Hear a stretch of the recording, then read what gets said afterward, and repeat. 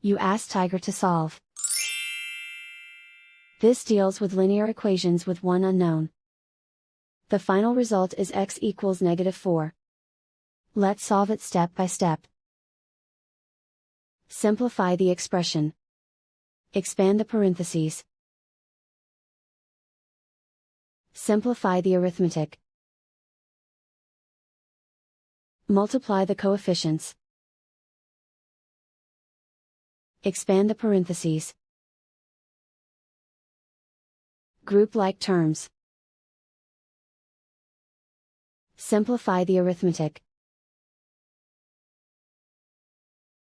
Group all x terms on the left side of the equation. Subtract 16x from both sides. Simplify the arithmetic. Group like terms. Simplify the arithmetic. Isolate the x. Divide both sides by 5. Simplify the fraction. Find the greatest common factor of the numerator and denominator. Factor out and cancel the greatest common factor.